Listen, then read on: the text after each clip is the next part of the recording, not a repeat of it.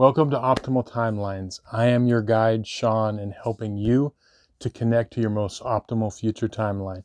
So it's that time again. It's time for our monthly Tarotscope readings for June 2022 for the North Nodes by sign and house. Now, if you're unfamiliar with your North Node, there's going to be a link in the description box below where you can get some more information. And again, the reason I use your North Node by sign and house as opposed to your sun, moon, or ascendant sign is it's recognized in astrology that your North Node is your North Star. It's the path that you should be moving towards and learning in this lifetime. So let's get started on the readings. This is going to be your monthly Tarotscope reading for June 2022 for everybody with their North Node in Taurus and or the 6th house. And I wanted to invite you while I'm shuffling, close your eyes, take some deep breaths, really relax into the reading so you can absorb any information that is going to be most helpful and relevant to you. So I'm going to connect to the energies and we can start. I call upon my spirit guides and guardians and the wisdom of my ancestors to bring forth the information that's true and correct for all who see this reading, that it may bring them the most beautiful, happy life possible and set them on their most optimal future timeline. So may it be.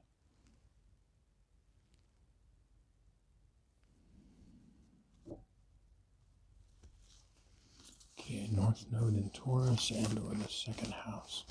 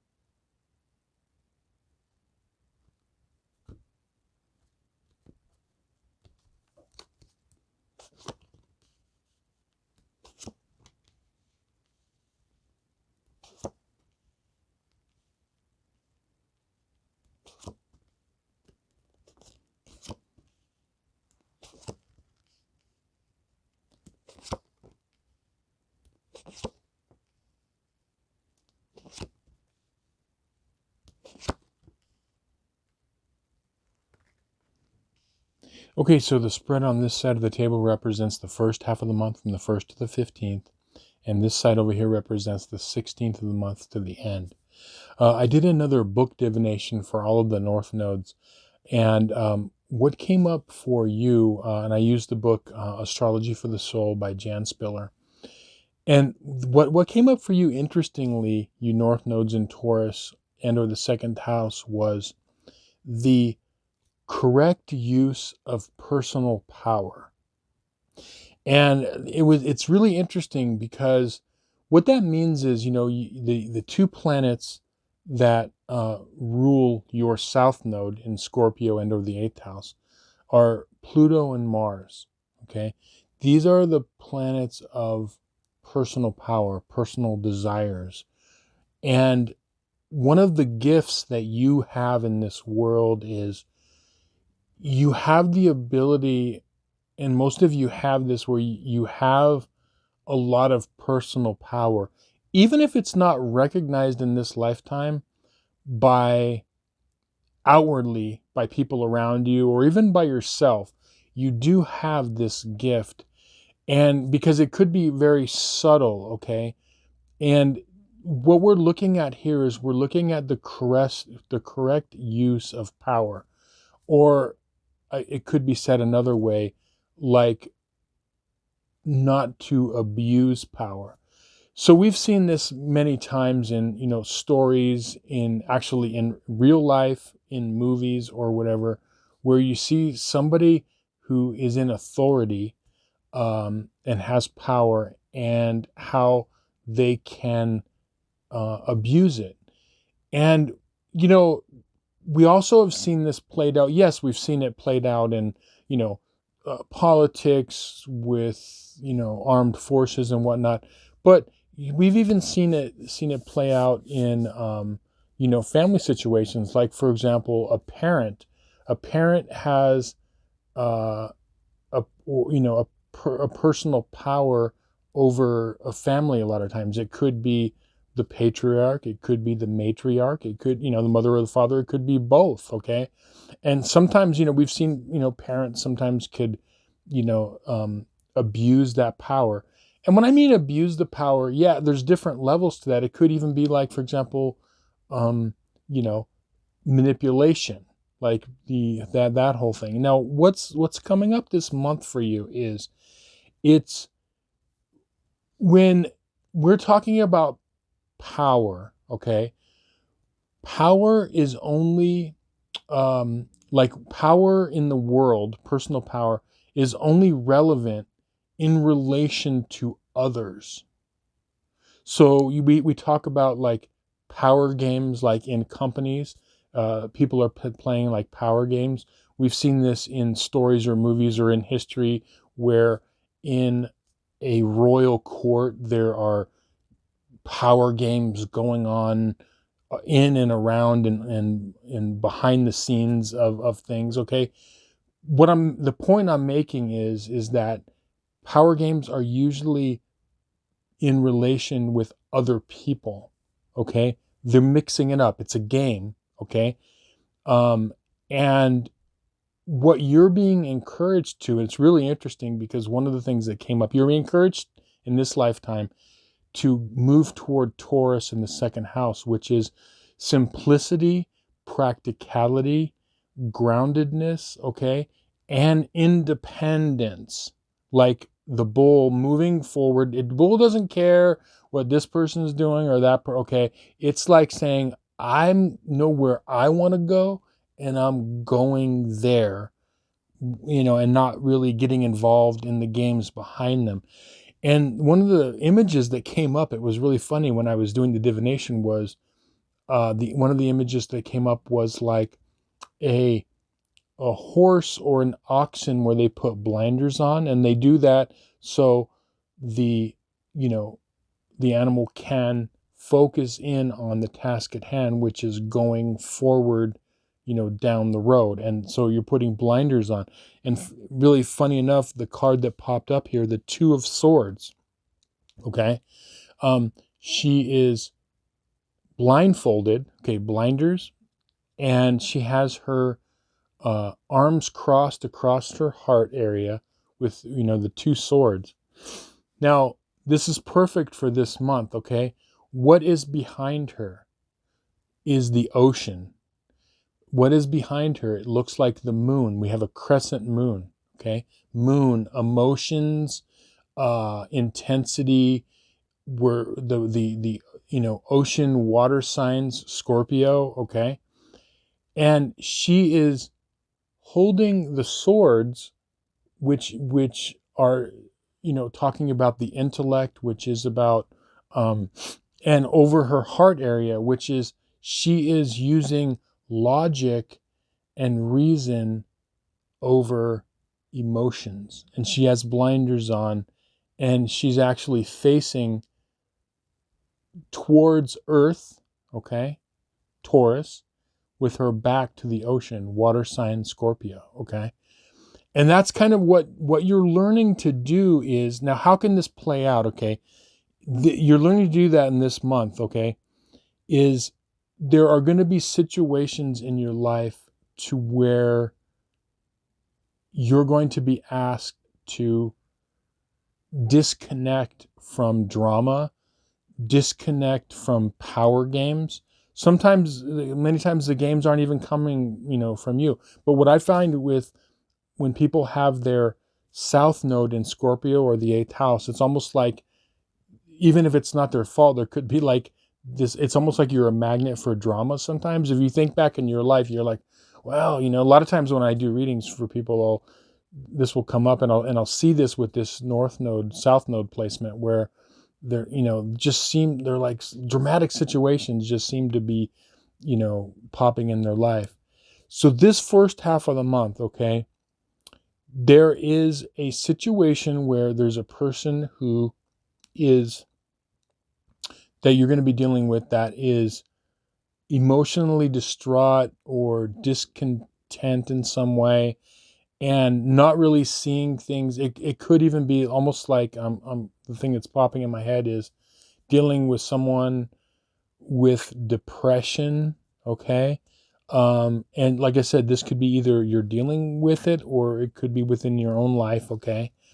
Now, what I feel like is, I feel like what's going to happen is a lot of you are going to get through this, because what's going to get you through it is bringing your focus more toward the now and today, as opposed to, it's almost like a lot of you in your life, when what this has to do with the discontented person, whether it's yourself or someone else in your life that's close to you. This first half is like seeing things from an immediate nature, okay? Meaning like not looking forward, too far forward into the future. We're bringing things down to the here and now. And it's also being able to like focus in on your goals, like what you want. Because in this lifetime with this Taurus North Node, or the second house, you're learning to find out what you value and where you want to go in your life independently from others. Okay? And so that's what is happening this month with this. It's almost like this situation or person, whether it's you or not, you're struggling with it holding you back. And I feel like what's going to get you out of it is there's going to be this opportunity this first half of the month to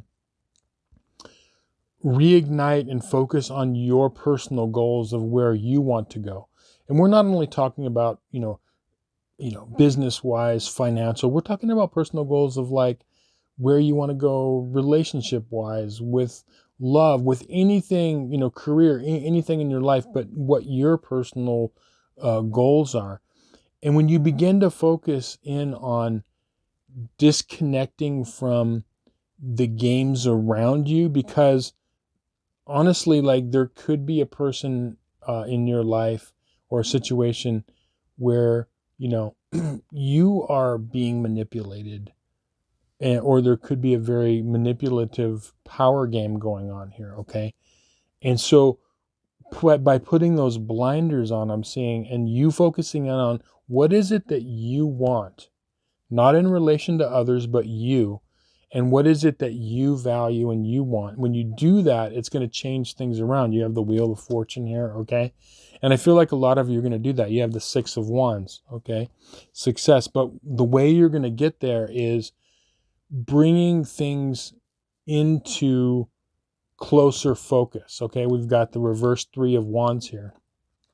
Bringing things into the here and now and close, and moving forward, being diligent in disconnecting from the emotional drama that could be in and around you. And again, we have swords here, Page of Swords,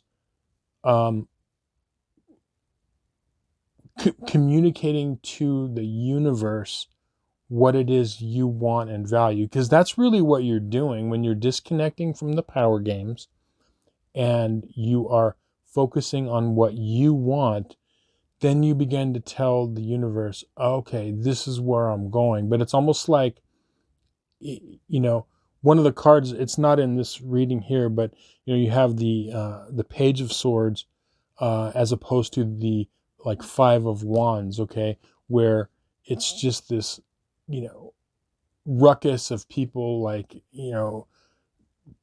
fighting each other, even if it's on, a level of like psychological, as opposed to you're standing alone in what you want to do and you're disconnecting from kind of the drama of others. So whatever the situation is with this person, people, whatever it is, simply put blinders on, focus in on what you want that's not in relation to other people. Remember, you're being independent, okay? And disconnecting from those power games. Now, the second half of the month, I feel like what is going to happen is there's going to be a situation where there is a growing period where, you know, you can plant seeds of things that you want to accomplish, and it's going to require some patience. It's going to require some you know, tending of that garden. But the interesting thing is, you know, again, we're talking about focusing in on, you know, focusing in on what it is you want and you value, you know, Seven of Pentacles. This person here is not getting involved in the drama and the games that are going on. This person is focused in on what it is they're growing in their life, what it is they want to come to fruition, okay? And